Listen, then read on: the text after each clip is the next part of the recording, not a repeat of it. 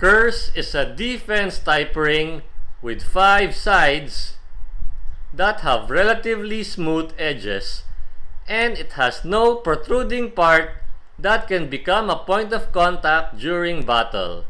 Its gimmick is that it has 5 rollers that can help deflect attacks. Glide is a stamina type ring with 3 sides that have smooth edges but also has 3 points of contact. At high spin speeds or during your initial launch, its stamina wings will move forward and slightly smoothen out the point of contact.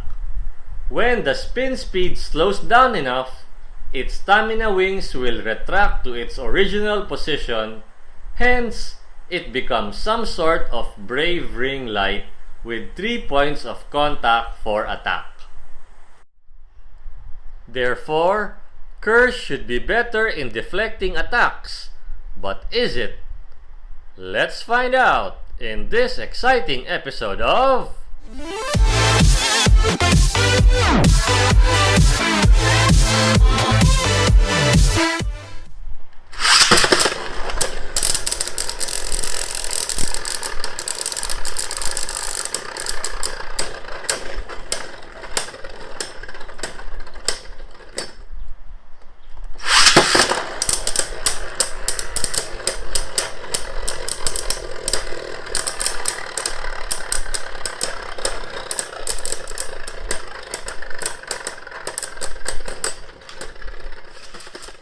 Notice the lesser recoil of Curse compared to Glide when colliding with the Brave Ragnarok Volcanic Dash 2A combo. Based on these results, Curse does indeed fare better at defense than Glide. Does the Curse shape and rollers give its opponent a harder time to spin equalize against it? For this opposite spin test, we'll use Master Spriggan Hybrid versus Curse Hyperion Hybrid 1S. Vanguard Bearing or Wheel Extend Plus are not ideal here because their overall height is much lower than Hybrid. Therefore, it will just make contact with the metal part of Hybrid instead of Curse. To view the full 10-round battles, please go to the topmost pinned comment in the comments section.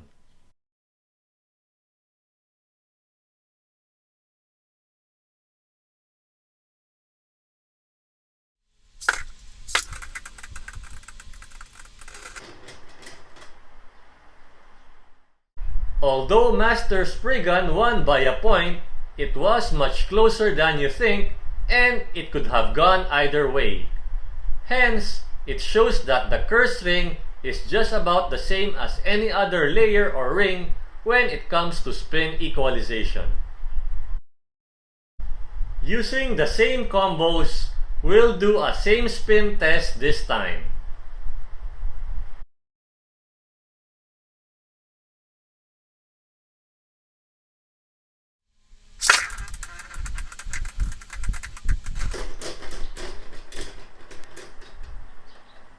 This shows that Curse Hyperion 1S doesn't have the same spin stamina to compete with a meta combo. Let's try Perfect Phoenix Wheel Extend Plus versus Curse Hyperion Wheel Extend Plus 1S.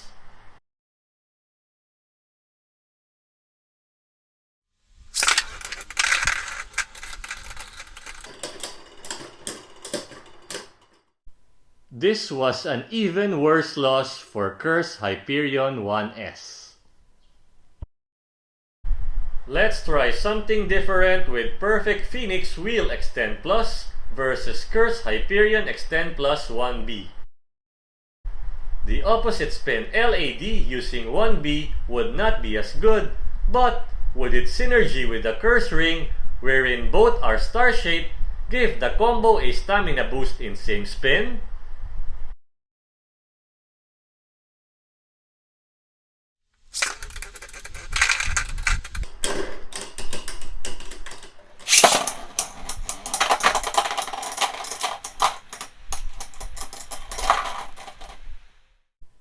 This Curse Hyperion 1S combo still doesn't have good same spin stamina. However, it fared much better as its synergy with the 1B chassis most likely caused Perfect Phoenix on wheel to burst. In summary, as a quote-unquote layer, Curse Hyperion 1S lost badly. Curse is not bad in defense but lacks stamina. Even when paired with either Hybrid and 1S or Wheel Extend plus 1S, it still couldn't compete with defense stamina hybrid meta combos like Master Spriggan Hybrid or Perfect Phoenix Wheel Extend plus. You can pair it with the 1B chassis to gain a small amount of attack power but at the cost of mediocre opposite spin LAD. In the end, it still won't be that competitive.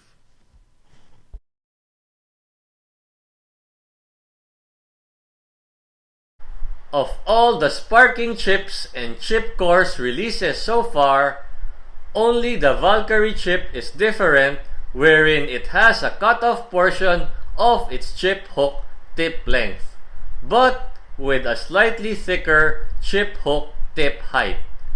However, as shown in my Brave Valkyrie review, it doesn't really work as intended. So, for now, weight is their only differentiating factor, and in my case, my heaviest right spin chip is Hyperion.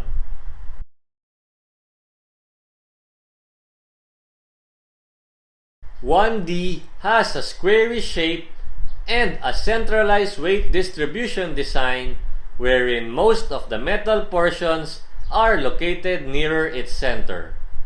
This generally means better burst resistance and faster initial spin speed but less stamina and attack power.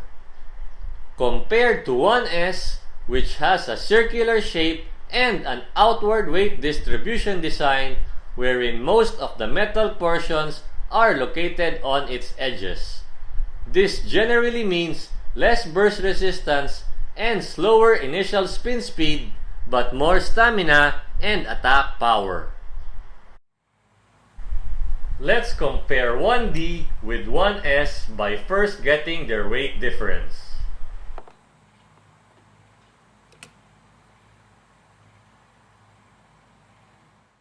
To see which has better stamina, we'll do a solo spin time test using Curse Hyperion Outer Volcanic Dash.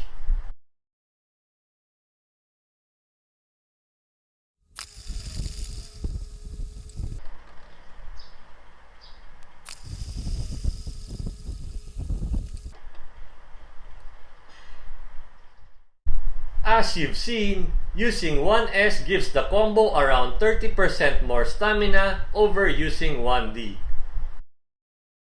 Just for kicks, here's a battle between Curse Extend plus 1D versus Glide Extend plus 1S.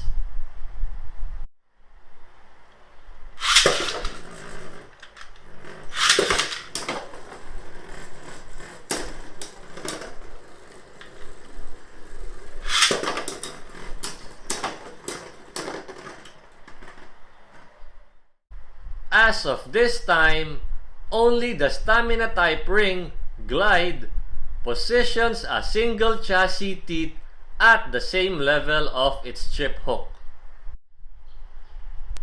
For 1S,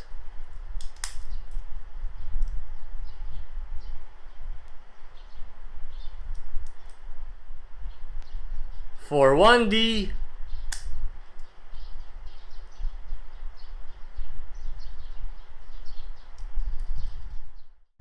on the other hand, it positions a double chassis teeth below the level of its chip hook. For 1A,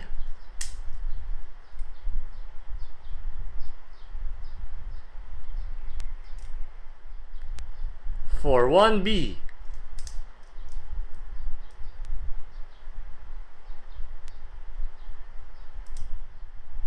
for 2A,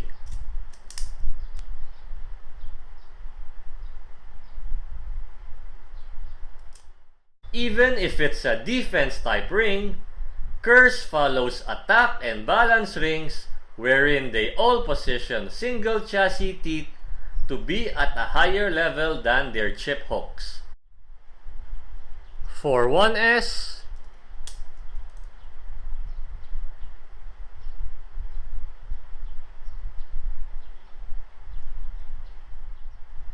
for 1D,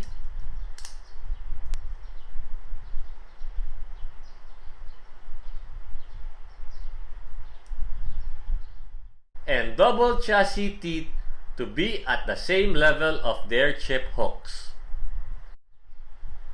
For 1A,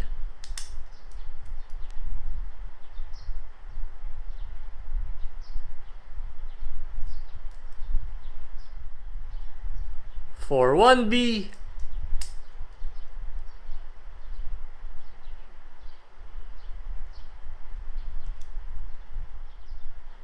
for 2A,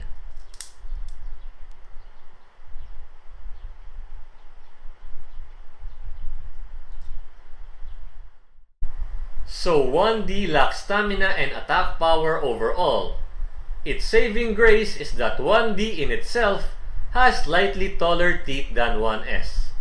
This was clearly evident when using any type of ring. This slight advantage gives 1D a bit more burst resistance than 1S.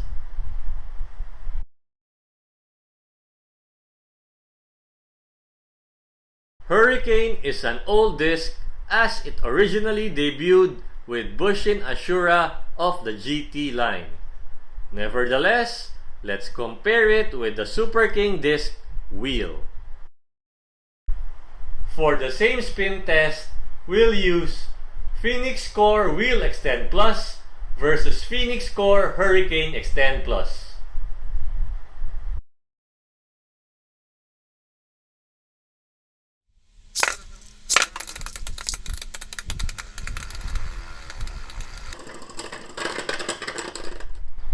For the opposite spin test, we'll use Archer Hercules Wheel Extend Plus versus Arc Bahamut Hurricane Extend Plus.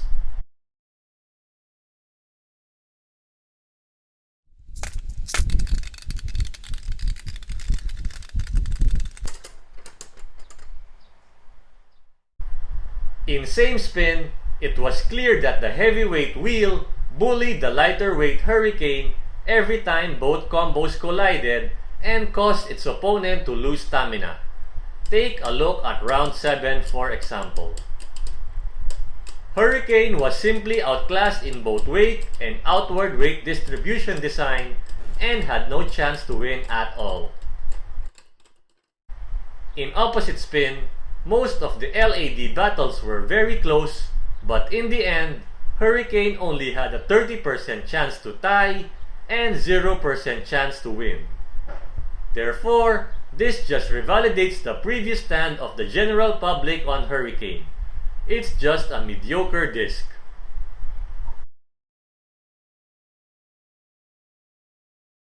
Universe is a defense type driver with two free spinning parts, the ring and the tip. However, both ring and tip can only rotate 180 degrees.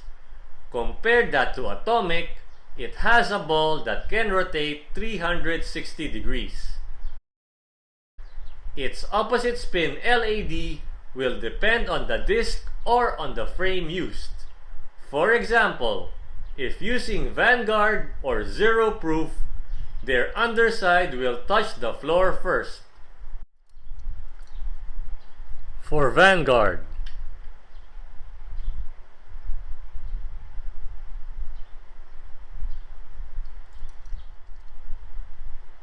for Zero Proof,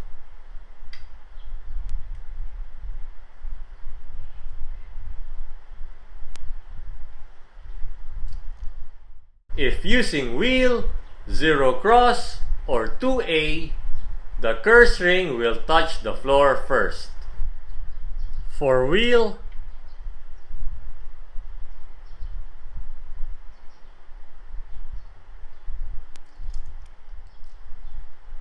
for Zero Cross,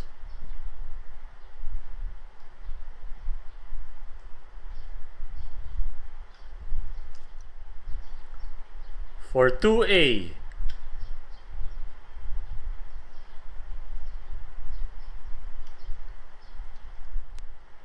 this means that the opposite spin LAD would either depend on the frame, the chassis, or the outer ring of the universe driver itself.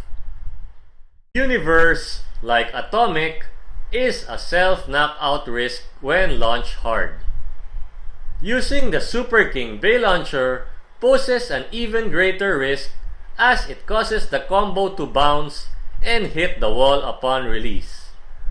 The same is true for either a flat launch or a flat catapult launch.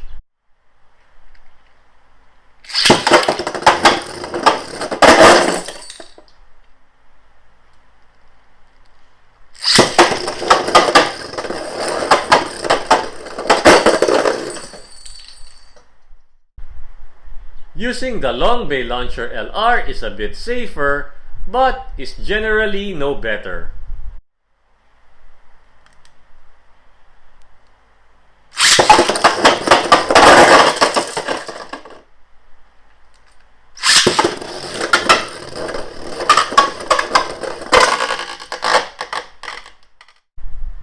For the same spin test, we'll use Phoenix Core Outer Extend Plus versus Phoenix Core Outer Universe.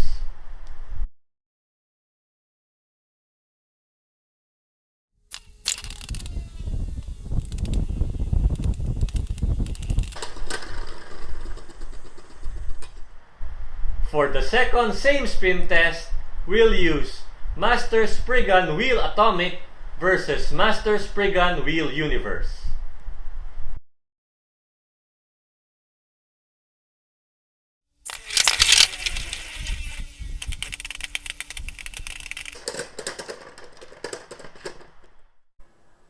For the opposite spin test, we'll use Archer Hercules Wheel Atomic versus Arc Bahamut Wheel Universe.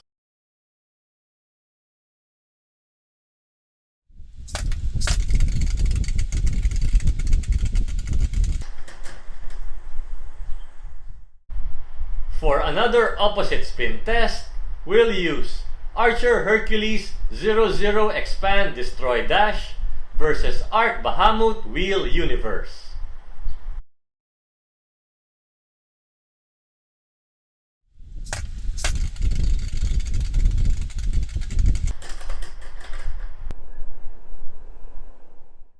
In same spin, Universe was totally crushed by Atomic in the Phoenix match. In the Master Spriggan match, it just won round 9 and only by the skin of its teeth. In opposite spin, it basically ties with Atomic but loses to Destroy Dash.